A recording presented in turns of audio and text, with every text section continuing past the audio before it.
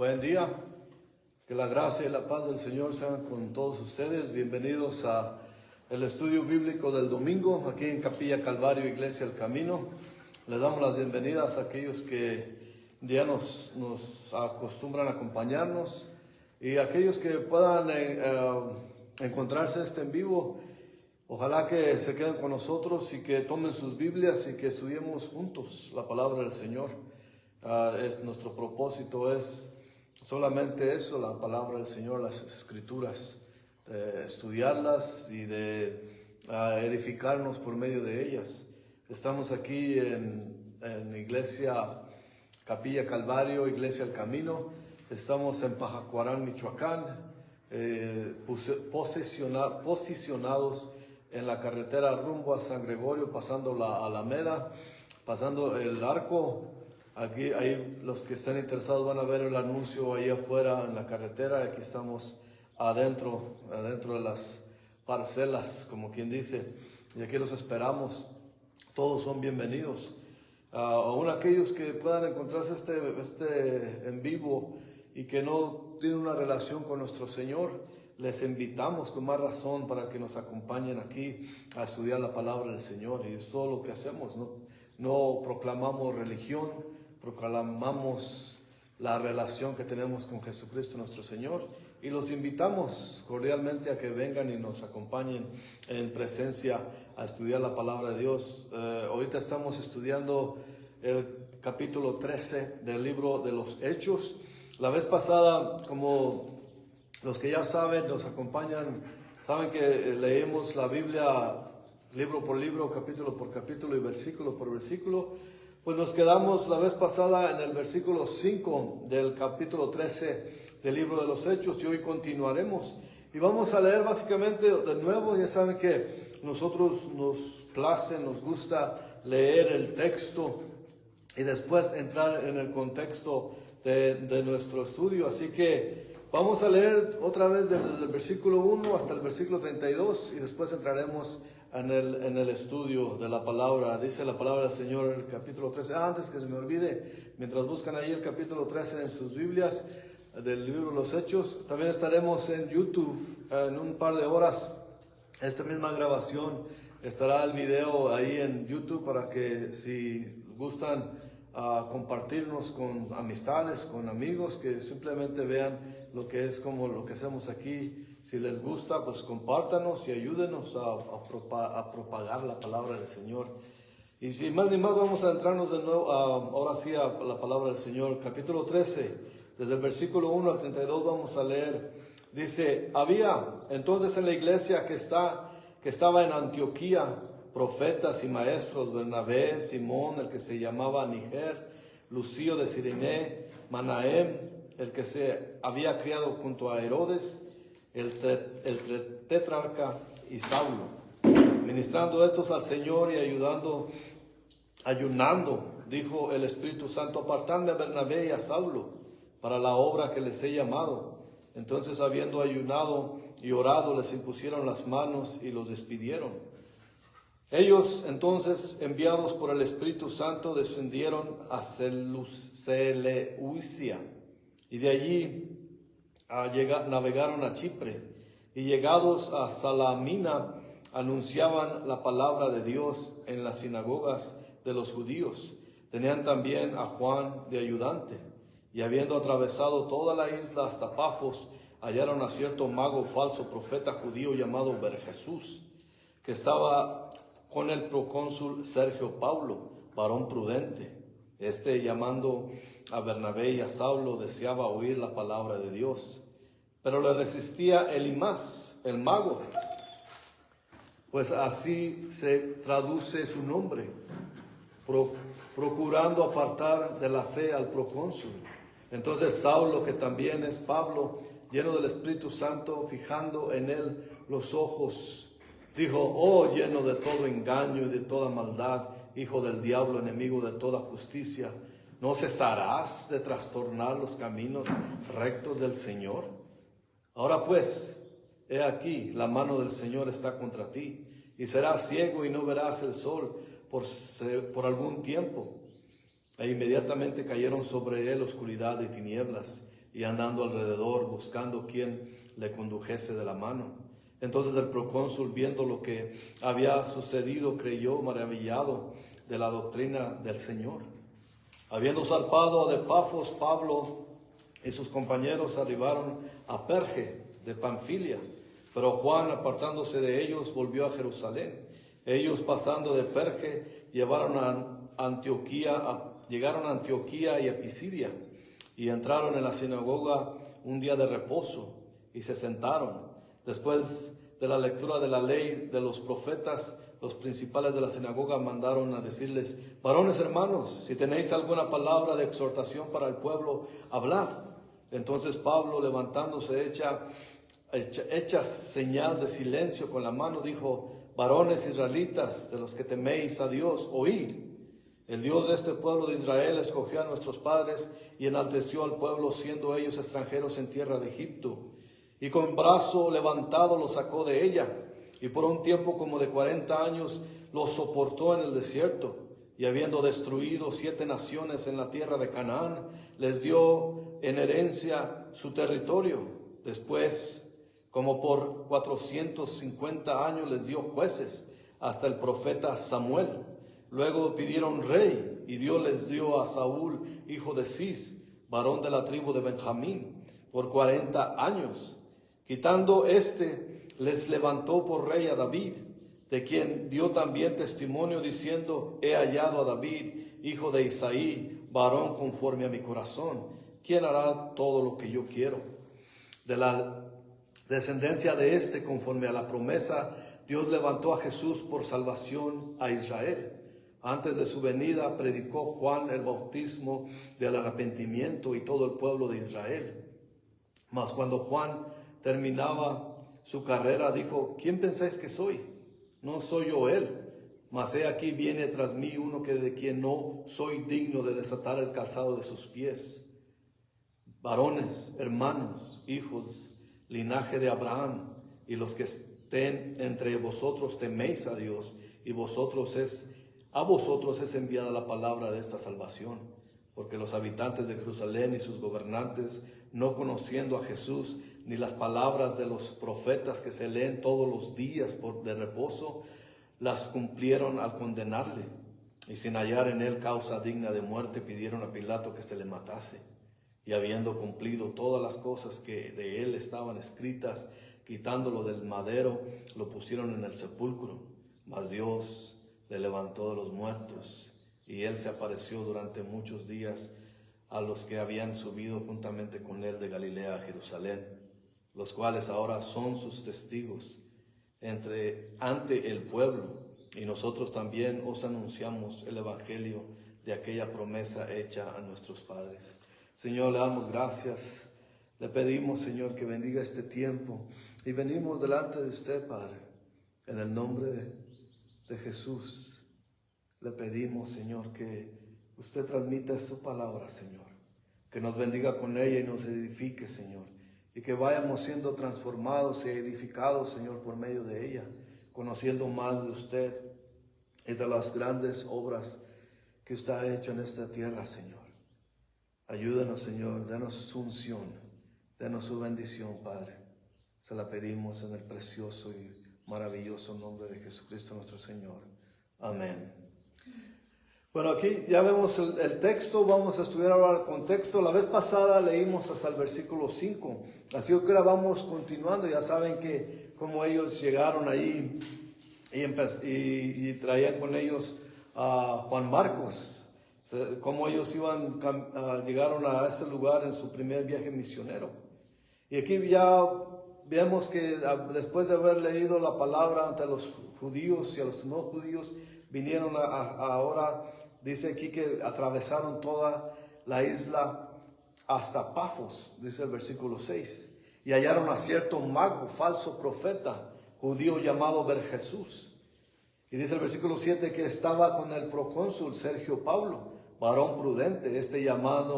Llamando a Bernabé y a Saulo, deseaba oír la palabra de Dios, pero les resistía Elimas, el mago, pues así se traduce su nombre, procurando apartar a la fe de la fe al procónsul. Así que vemos primero nos presenta este mago, y es algo inusual, porque aquí claramente dice que este mago, Bar Jesús, era judío, y por lo general los judíos se mantenían alejados de cualquier hechicería, cualquier magia, de cualquiera que fuera.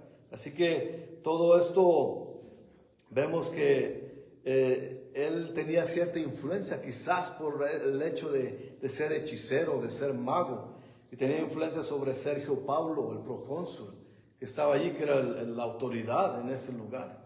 Así que no es la primera vez que vemos. Durante los años y durante mucho tiempo hemos visto gente en el poder, gente en lugares de posición de liderazgo gubernamental. Aún en estos tiempos se sabe de personas que están como líderes llamando a hechiceros, a falsos magos y todo eso. Así que este hombre también se hace como que tenía cierta influencia, este mago Bar Jesús. La palabra Bar es prefijo, es un prefijo que quiere decir hijo, hijo de. Así que su nombre quería decir hijo de Jesús, que también le llamaban Elimas, que quiere decir hechicero. Así que, pero más le ponían, Elimas era el nombre que él se merecía o que tenía, porque era un hechicero.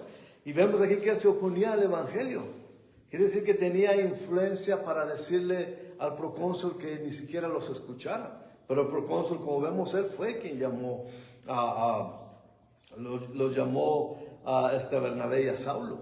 Y de esa manera él quería escuchar lo que ellos tenían que decir. Muchas veces la gente quiere saber. Hay gente que de verdad no quieren saber nada, solamente lo que han aprendido, y no quieren saber lo que hay más allá. Y nosotros necesitamos también conocer las creencias de los demás para saber si están bien o mal. Nosotros realmente creemos en lo que es la palabra de Dios en la Biblia. Pero esto es solamente una seña más de acerca de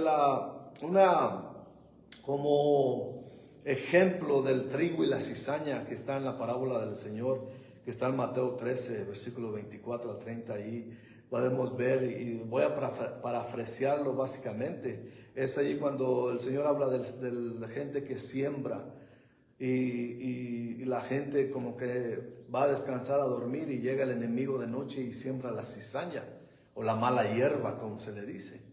Y le dicen los trabajadores: Señor, ¿quieres que saquemos, que arranquemos la hierba mala de entre el trigo? Y dice: no la saquen. No vaya a ser que al querer sacar la hierba también saquen las matas de trigo. Mejor déjenla al final, al tiempo de la cosecha. Cuando voy a decir, los trabajadores apartarán la cizaña del trigo, y la cizaña se va a ir al fuego, y el trigo lo apartaré en mi granero. Así que él está diciendo acerca también de lo que es el reino de Dios, que va a haber falsos creyentes, falsa gente que viene imitando a los verdaderos, pero que realmente no son. Y eso es básicamente, es más o menos un ejemplo. Esto pasa también en nuestros tiempos. El Señor planta a sus hijos verdaderos, que es el trigo. El diablo viene y planta falsos creyentes. Esas son las cizañas. Y como dice en otras versiones, la mala hierba.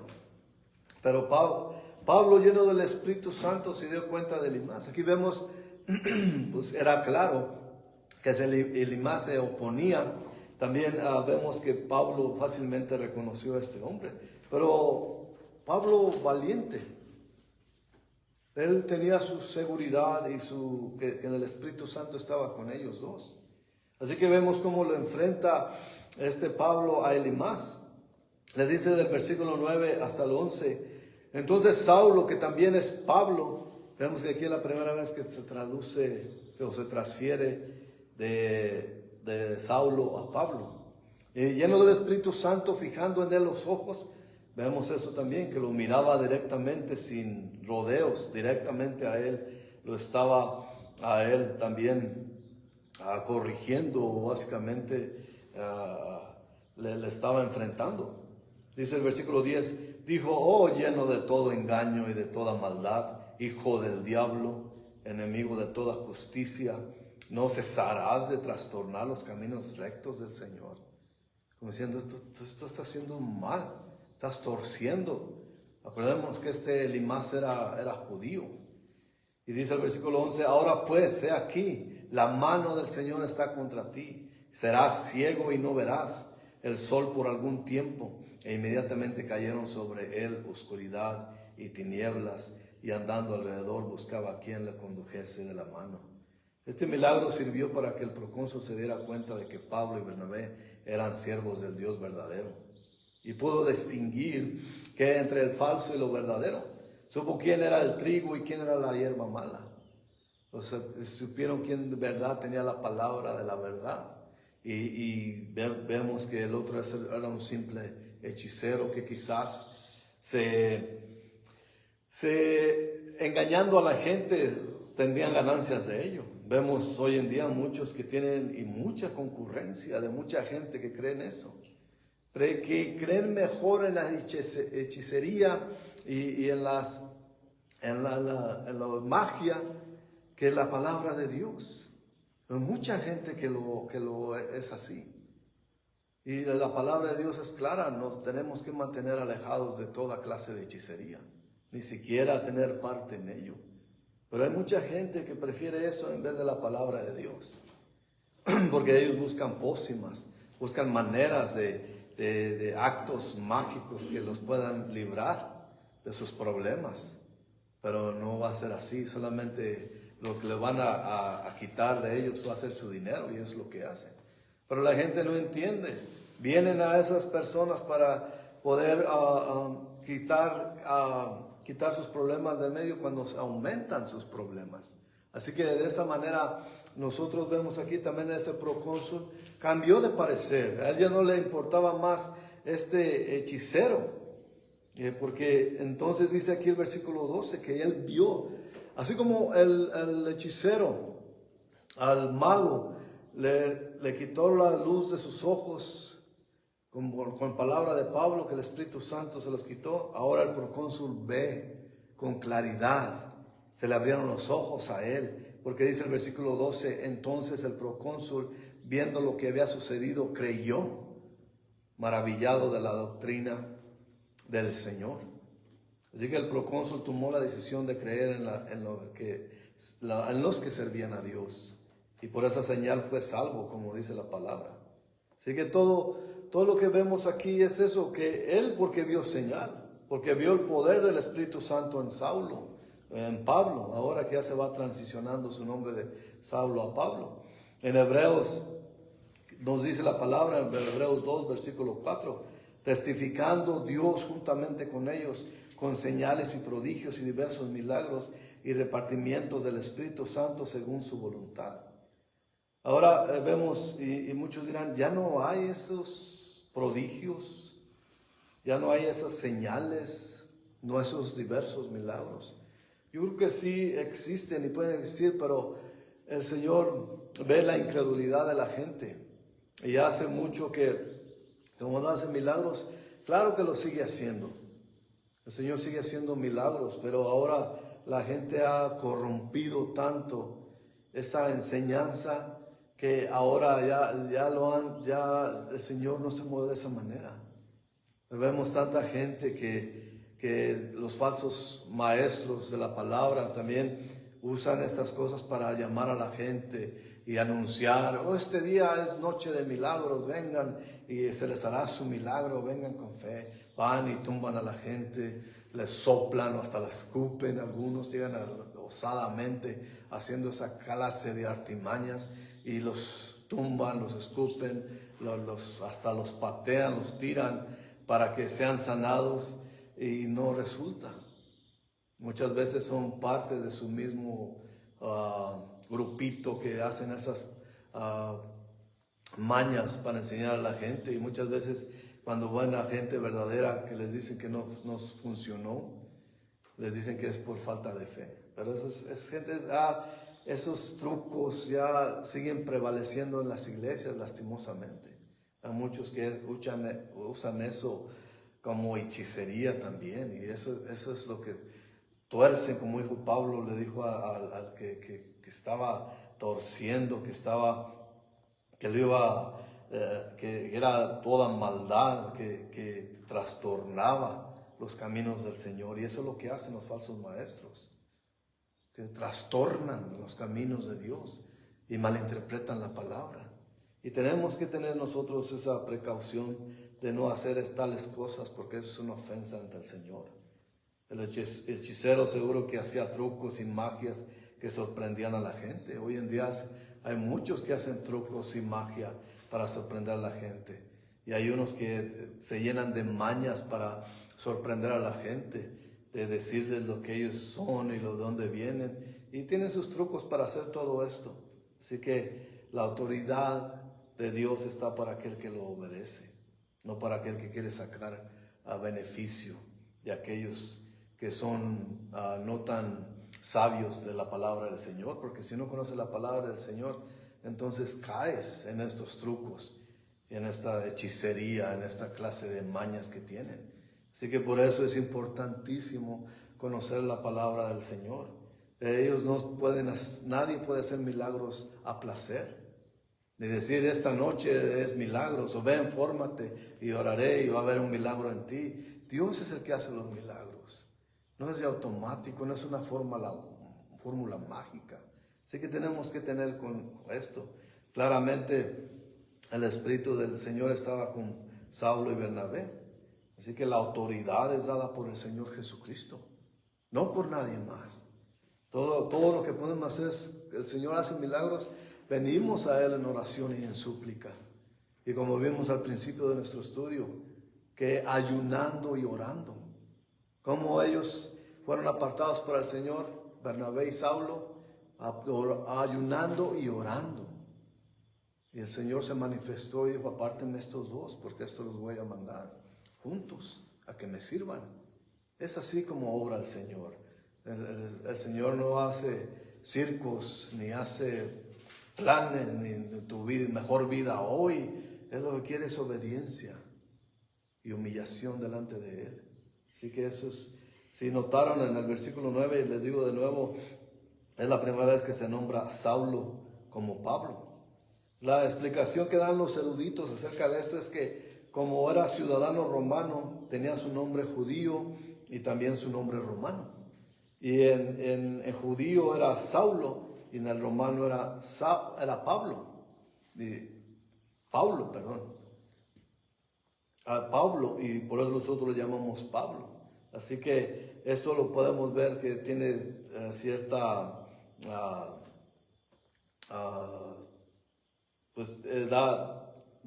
es razón para decir que se fue cambiando o cambió el nombre a Pablo ya después cuando anduvo en el territorio romano, cuando anduvo predicando ante los gentiles.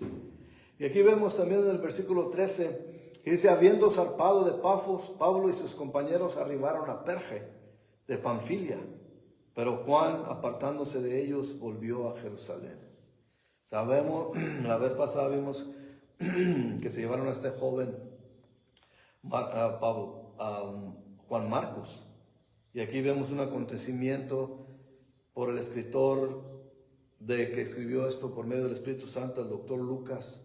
Lo menciona muy levemente, solamente dice eso, que apartándose de ellos se volvió a Jerusalén.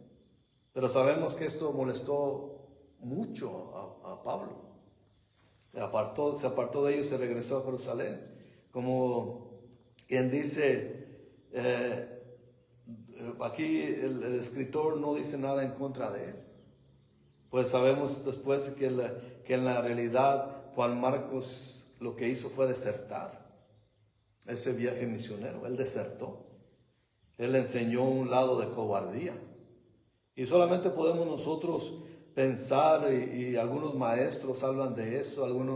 Hay un maestro bíblico que ya murió, se llama Bernard McGee, y él habla con un acento muy sureño de los Estados Unidos, y dice, se fue con su mami.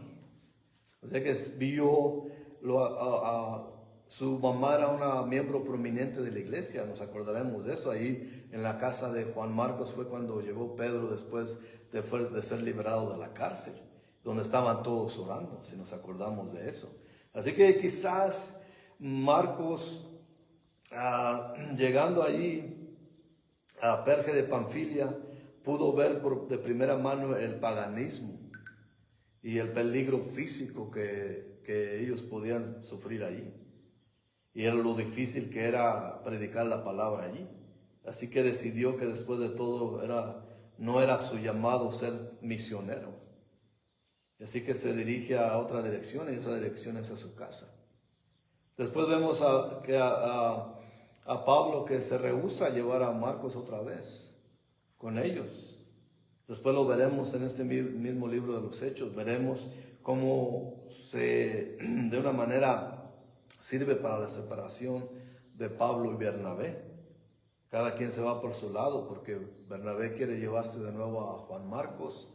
Acordémonos que era pariente de él. Y Pablo decía, no, ya no nos lo llevamos. Él tenía ese celo.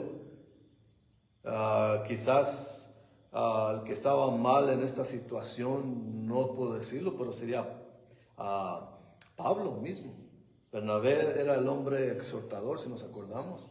Fue el mismo que exhortó a Pablo.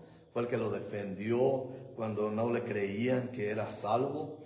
Y él tenía una manera más, digamos, más suave con los hermanos. Él, después de todo, era Bernabé el exhortador.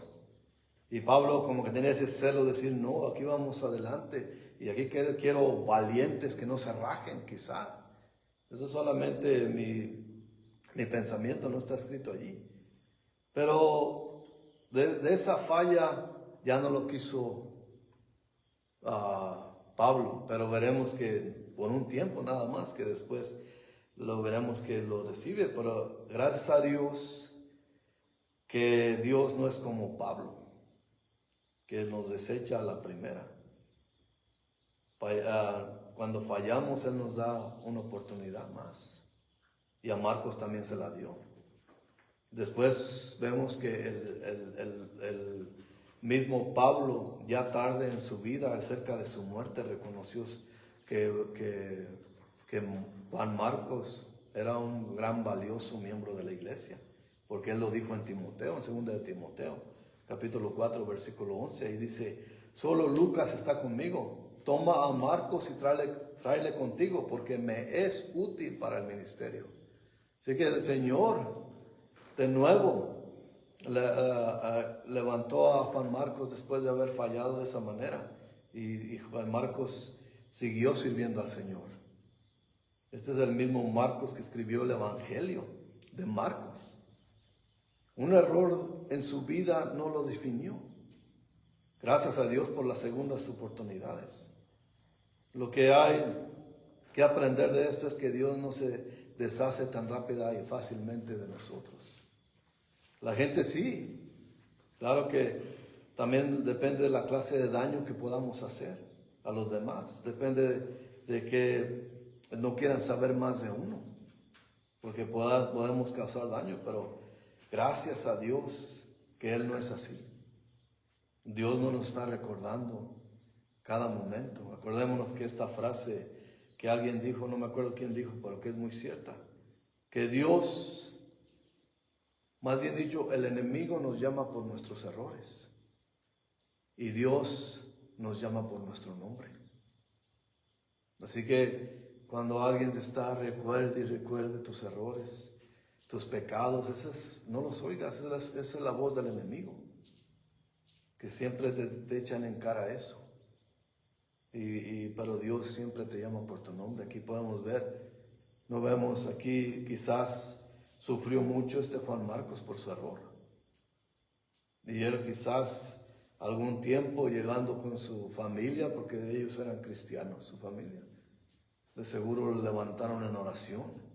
Y él se arrepintió. Este muchacho ha de haber sido muy joven. Y por eso quizás falló en ese viaje misionero. Porque haber sido muy revelador para él, estando en esa situación. Pero todo esto para decir que no debemos darnos por vencidos, aun cuando fallemos feamente. El Señor nos recibe de nuevo. Toda vez que fallamos, venimos a Él con verdadero arrepentimiento. Él nos recibe y nos puede usar de nuevo. Así que, de cualquier manera, continuando con nuestro estudio después de la falla de Juan Marcos, Él los dejó y se fue a Jerusalén. Mientras tanto, Pablo y Bernabé se adentran más en Asia Menor, como se llamaba en ese tiempo. Y en este tiempo ya no se llama así. En ese tiempo se llama Turquía. Es hasta donde ellos iban. Eso es solamente como una referencia geográfica, que se adentraron más, entraron en lo que hoy ya conocemos como Turquía. Y dice el versículo 14, ellos pasando de Perge llegaron a Antioquía de Pisidia y entraron en la sinagoga un día de reposo y se sentaron. Y después de la lectura de la ley y de los profetas, los principales de la sinagoga mandaron a decirles: varones, hermanos, si tenéis alguna palabra de exhortación para el pueblo, hablad. ¡Qué maravilla! Pablo tenía un método de ir primero a las sinagogas. Los judíos estaban regados por todo el imperio romano y establecían sinagogas en las ciudades donde se asentaban. Y cuando los visitaban de Jerusalén, ellos querían oír, porque ellos sabían que Pablo y Bernabé venían de Jerusalén y los invitaban a decir algo. Así que esa costumbre le caía de maravilla al apóstol Pablo. Él claro que tomaba la ventaja de esta oportunidad para declarar sus sermones.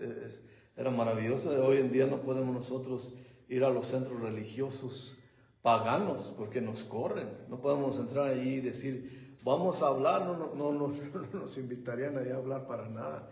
Nos correrían a patadas, porque nosotros vamos a enseñar algo que ellos no enseñan. Nosotros vamos a enseñar la palabra de Dios y solamente las escrituras, nada más. Pero Pablo tomaba plena ventaja de la oportunidad que recibía allí. Y ahí dice el versículo 16, entonces Pablo, levantándose, hecha señal del silencio con la mano, dijo: varones israelitas y los que teméis a Dios, oíd. Vemos que aquí Pablo, si vemos detenidamente este versículo, no solamente como que hubo murmuración de la gente diciendo: ¿quién es este? ¿Quién será este? ¿Quién es este Pablo? El que ha venido, que tenía muchas historias quizás ya, que los judíos conocían. No sé, Pablo, el que servía primero ahí en el Sanedrín, el que iba por los cristianos, y ahora que es cristiano, ¿no será esto? Y quizás le dijo: hermanos, varones, israelitas, silencio. Y eso es muy interesante que vemos aquí también al final del versículo 16, y los que teméis a Dios. Porque se dice varones israelitas y los que teméis a Dios. Esto quiere decir que había también no judíos allí, o gentiles, como se les dice comúnmente. Casi puedo ver a Pablo sobándose las manos, alistándose para hablar, porque tiene mucho que decir. Y veremos más detenidamente más adelante, quizá la próxima semana, si Dios quiere, volveremos al versículo 16 y a estudiar de ahí para adelante, porque ya se nos está acabando el tiempo. Pero podemos ver que él aprovechaba cada oportunidad. Nosotros no podemos ir, desgraciadamente, a los templos de las religiones, porque nos corren, porque no vamos a enseñar de acuerdo a sus enseñanzas.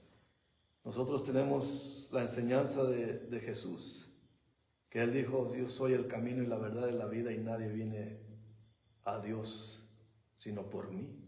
Así que si vemos eso, ellos los van a rechazar. Pero nosotros tenemos las calles, la gente, las personas que puedan convivir con nosotros, y podemos hablar del Señor. Y esto es lo que podemos, porque tenemos el mismo evangelio, tenemos las mismas palabras.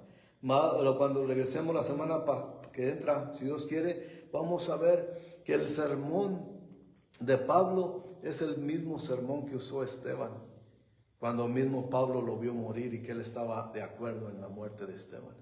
Pero estas son las mismas palabras que él va a usar, y les va a enseñar toda la historia del pueblo de Israel. Y de esa manera eso nosotros también la enseñamos. Todavía prevalece esta enseñanza, pero nosotros siempre enseñamos en el nombre de Jesús, así como lo hace Pablo. Así que no ha cambiado. Y como les digo, les seguiré diciendo mientras sigamos estudiando este libro de los Hechos, que todavía no se termina. Claro que tiene 28 capítulos aquí, pero en sí no ha terminado porque la iglesia sigue avanzando. El Señor sigue mandando gente a predicar su palabra. Y por eso digo que no ha terminado el libro de los Hechos. Pero la próxima semana que regresemos, estaremos estudiando del versículo 16 en adelante hasta el 32. Y mientras tanto, que Dios los bendiga grandemente. Gracias por habernos acompañado y los esperamos aquí la próxima semana. Vamos a orar. Señor, le damos gracias, Padre Santísimo, por este día. Gracias, Señor, que tenemos el honor y el privilegio de poseer su palabra, Señor, escrita en este libro, Padre. Y le pedimos, Señor, que haga una obra, Padre. Usted es el poder, usted tiene todo el poder y toda la autoridad, Señor, para quitar y tumbar barreras que puedan evitar que su palabra fluya, Señor, y que su palabra llegue a los oídos de los que puedan oír esta grabación o este video, Señor. Que usted toque mentes y que enseñe a las personas, Señor, y que nos edifique. Que sigamos creciendo en su palabra y en la relación que tenemos con usted, Señor. Bendiga a todos los que nos están viendo, los que están escuchando, Señor. Le pido que toque y sane sus enfermedades, Padre. Le pido que provea por todas sus necesidades y que bendiga sus hogares, que reine la paz y el amor en sus hogares, Señor. Se lo pedimos en el precioso nombre de nuestro Señor Jesucristo. Amén. Nos veremos la próxima semana. Muchas gracias por habernos acompañado. Hasta la próxima.